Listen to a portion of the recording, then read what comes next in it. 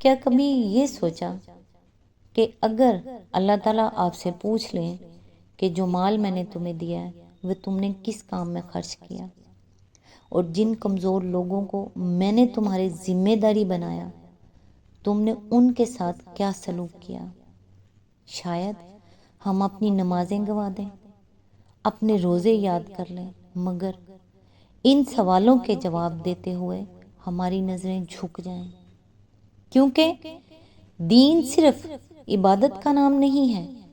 دین یہ بھی دیکھتا ہے کہ آپ کے ہاتھ سے کسی یتیم کو سہارا ملا یا نہیں، کسی محتاج کا پیٹ بھرا یا نہیں، اور آپ نے اپنی خواہشات کو اللہ کے حکم کے لیے چھوڑا یا نہیں۔ آج کی آیات ہمارے سجدوں سے زیادہ ہمارے کردار کا حساب لگاتی ہیں۔ السلام علیکم۔ آج انشاءاللہ سورہ البقرہ کی آیت نمبر 215 سے سٹارٹ کریں گے۔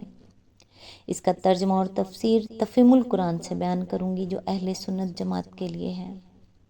ان آیات میں اللہ تعالیٰ ہمیں سکھاتے ہیں کہ مال کہاں خرچ کرنا چاہیے، یتیموں کے ساتھ کیسا رویہ ہونا چاہیے، شراب اور جوئے کی حقیقت کیا ہے، اور ایک مومن اپنی خواہشات پر اللہ کے حکم کو کیسے مقدم رکھتا ہے۔ تو آئیے سٹارٹ کرتے ہیں۔ اعوذ باللہ من الشیطان الرجیم، بسم اللہ الرحمن الرحیم۔ لوگ پوچھتے ہیں کہ ہم کیا خرچ کریں؟ جواب دو کہ جو مال بھی تم خرچ کرو اپنے والدین پر، رشتہ داروں پر، یتیموں اور مسکینوں اور مسافروں پر خرچ کرو، اور جو بھلائی بھی تم کرو گے اللہ اس سے باخبر ہوگا۔ اس آیت سے جو سبق ملتا ہے وہ یہ ہے کہ اللہ کے راستے میں خرچ کرنے کا سب سے زیادہ حق والدین، قریبی رشتہ داروں، یتیموں، مسکینوں اور مسافروں کا ہے۔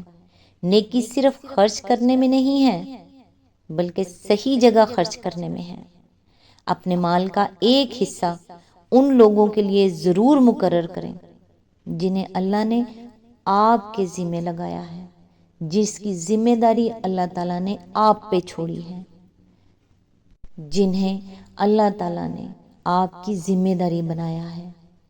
آیت نمبر 216، تمہیں جنگ کا حکم دیا گیا ہے اور وہ تمہیں ناگوار ہے۔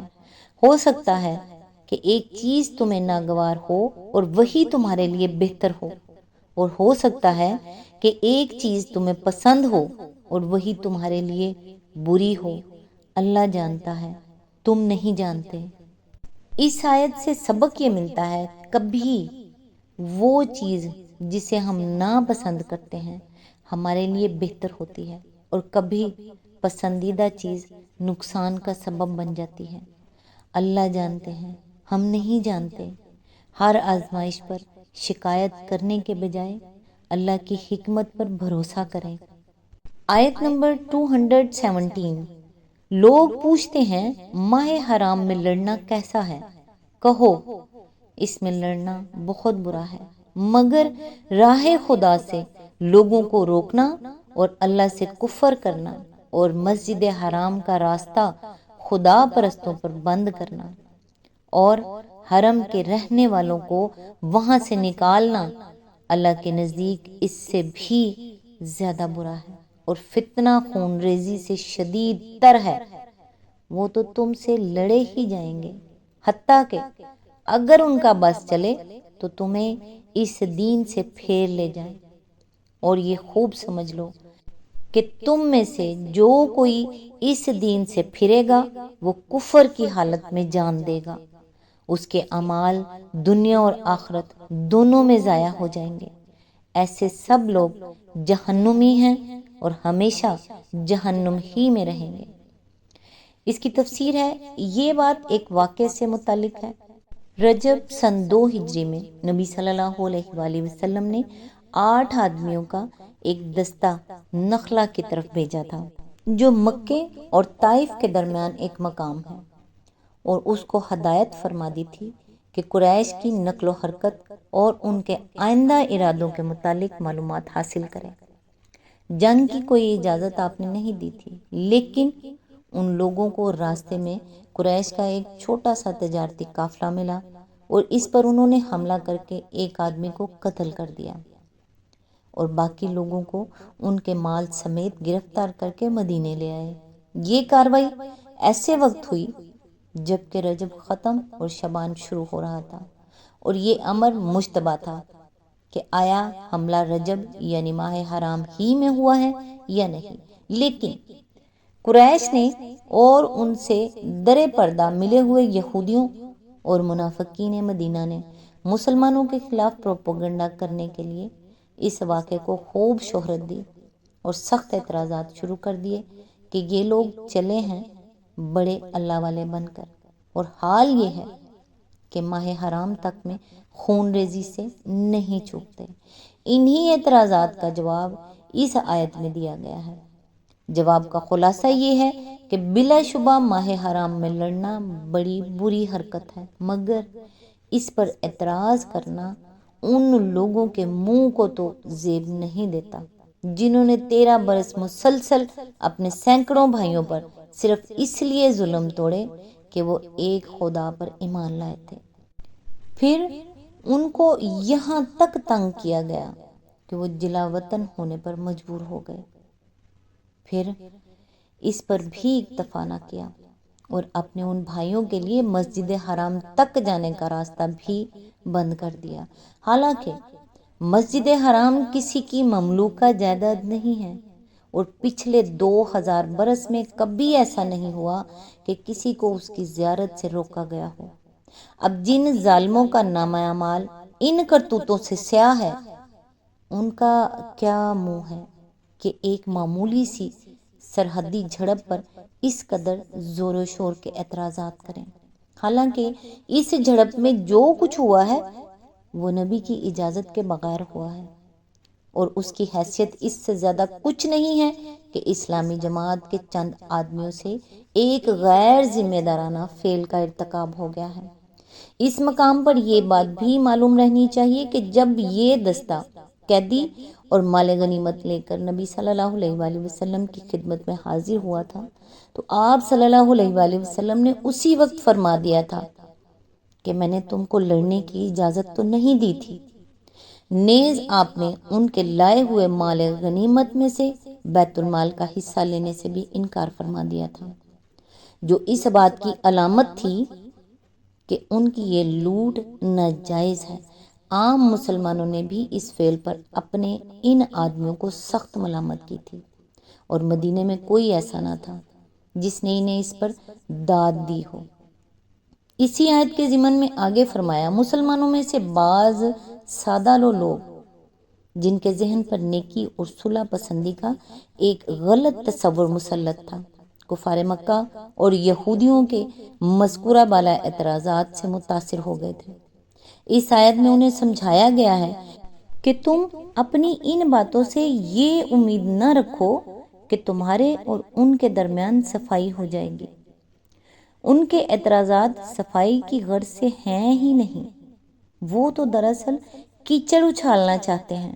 انہیں یہ بات کھل رہی ہے کہ تم اس دین پر ایمان کیوں لائے ہو اور اس کی طرف دنیا کو دعوت کیوں دیتے ہو۔ پس جب تک وہ اپنے کفر پر اڑے ہوئے ہیں اور تم اس دین پر قائم ہو، تمہارے اور ان کے درمیان صفائی کسی طرح نہ ہو سکے گی، اور ایسے دشمنوں کو تم معمولی دشمن بھی نہ سمجھو جو تم سے مال و زر یا زمین چھیننا چاہتا ہے، وہ کمتر درجے کا دشمن ہے، مگر جو تمہیں دین حق سے پھیرنا چاہتا ہے وہ تمہارا بدترین دشمن ہے، کیونکہ پہلا تو صرف تمہاری دنیا ہی خراب کرتا ہے، لیکن یہ دوسرا تمہیں آخرت کے ابدی عذاب میں دھکیل دینے پر تلا ہوا ہے۔ اس آیت سے ہمیں یہ سبق ملتا ہے کہ اللہ نے بتایا کہ گناہ اپنی جگہ بڑا ہے، مگر لوگوں کو اللہ کے راستے سے روکنا، ظلم کرنا اور حق کو دبانا اس سے بھی بڑا جرم ہے۔ کسی کو دین سے دور کرنے یا اس کے ایمان میں رکاوٹ بننے سے ہمیشہ بچیں۔ آیت نمبر 218، بخلاف اس کے جو لوگ ایمان لائے ہیں اور جنہوں نے خدا کی راہ میں اپنا گھر بار چھوڑا اور جہاد کیا ہے وہ رحمت الہی کے جائز امیدوار ہیں، اور اللہ ان کی لغزشوں کو معاف کرنے والا اور اپنی رحمت سے انہیں نوازنے والا ہے۔ اس کی تفسیر ہے، جہاد کے معنی ہیں کسی مقصد کو حاصل کرنے کے لیے اپنی انتہائی کوشش صرف کر دینا۔ یہ محض جنگ کا ہم معنی نہیں ہے۔ جنگ کے لیے تو قتال کا لفظ استعمال ہوتا ہے، جہاد اس سے وسیع تر مفہوم رکھتا ہے اور اس میں ہر قسم کی جدوجہد شامل ہے۔ مجاہد وہ شخص ہے جو ہر وقت اپنے مقصد کی دھن میں لگا ہو، دماغ سے اس کے لیے تدبیریں سوچے، زبان و قلم سے اسی کی تبلیغ کرے، ہاتھ پاؤں سے اسی کے لیے دوڑ دھوپ اور محنت کرے، اپنے تمام امکانی وسائل اس کو فروغ دینے میں صرف کر دے اور ہر اس مزاحمت کا پوری قوت کے ساتھ مقابلہ کرے جو اس راہ میں پیش آئے، حتیٰ کہ جب جان کی بازی لگانے کی ضرورت ہو تو اس میں بھی دریغ نہ کرے۔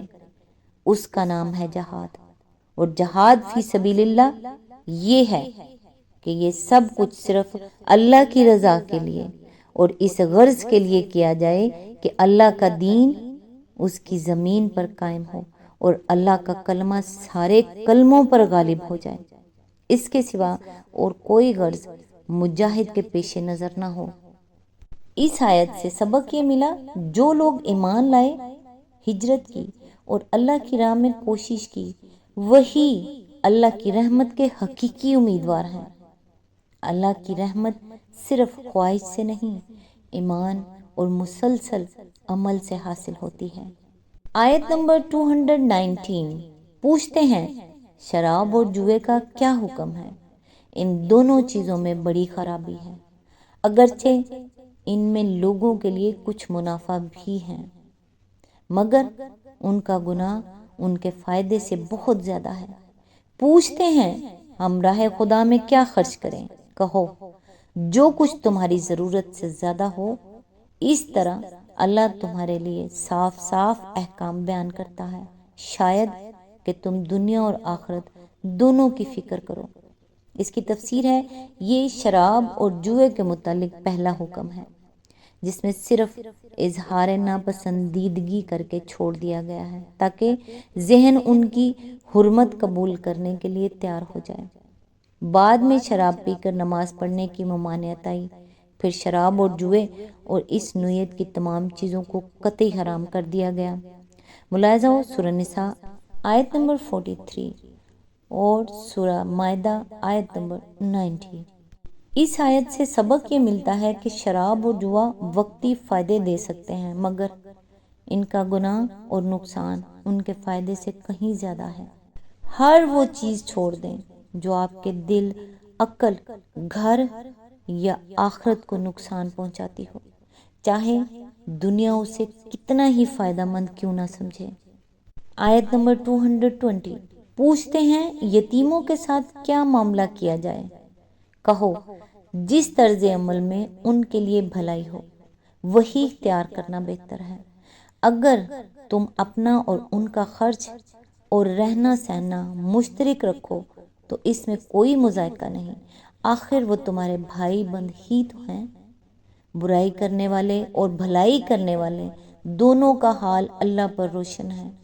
اللہ چاہتا تو اس معاملے میں تم پر سختی کرتا، مگر وہ صاحب اختیار ہونے کے ساتھ صاحب حکمت بھی ہے۔